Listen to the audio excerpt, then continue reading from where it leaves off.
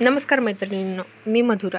आज तुम्हाला स्वीटमधील काजू कतली ही रेसिपी कशी करायची हे तुम्हाला सांगणार आहे.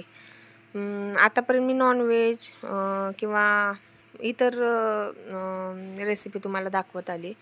म्हणलं आता चला काहीतरी स्वीटमधले काहीतरी आपण करून दाखवूया.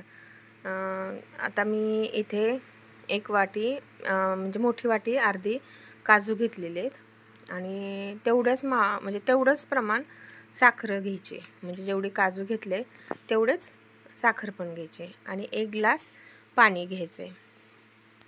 मैत्रिणींनो, तुम्हाला आवाज येतो का नाही माहीत नाही, पण आमच्या इथं शेजारी बोर घ्यायचं काम चालू आहे, त्याच्यामुळे आवाज थोडासा बाहेरचा यायला लागला आहे. मी पॅनमध्ये 1 ते 1 ग्लास पाणी ओतलेलं आहे आणि त्याच्यामध्ये आता मी पाणी उकळू दिलेलं नाही, त्यात लगेच साखर टाकली.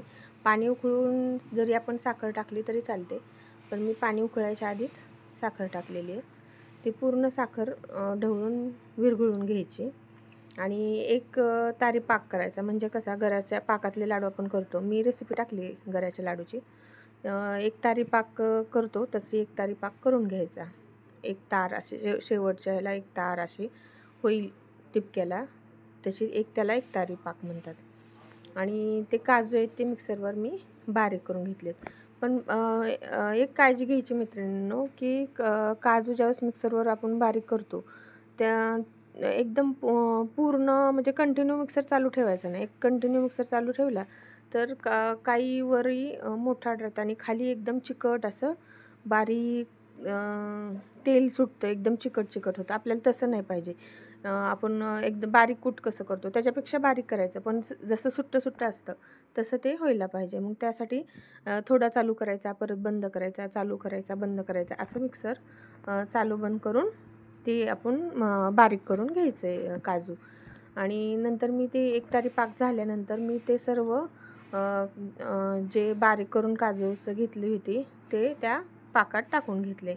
पूर्ण सगळं हलवून घेतले आणि त्याच्यानंतर त्यात म्हणजे गाठी राहू द्यायच्या नाहीत. जर गाठी राहिल्याच तरी घाबरून जायचं नाही.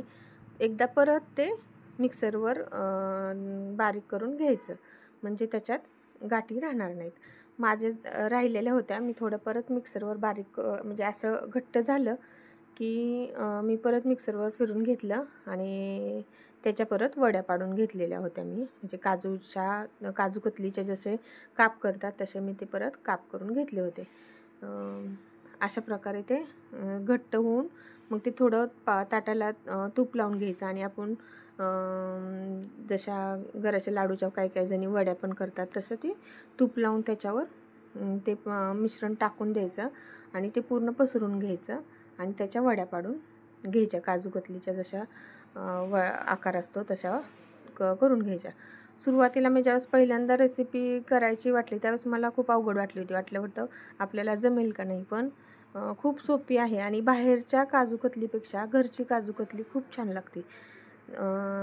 त्या पाकात पण थोडंसं तूप टाकायचं माझ्याकडून, मग तुम्हाला सांगण्यात राहिलं. त्याच्यात मी तूप टाकलं होतं, त्याच्यामुळे छान चव लागते. आणि माझ्या रेसिपी जर आवडली असेल तर तुम्ही सबस्क्राईब करा, शेअर करा आणि लाईक करा. धन्यवाद.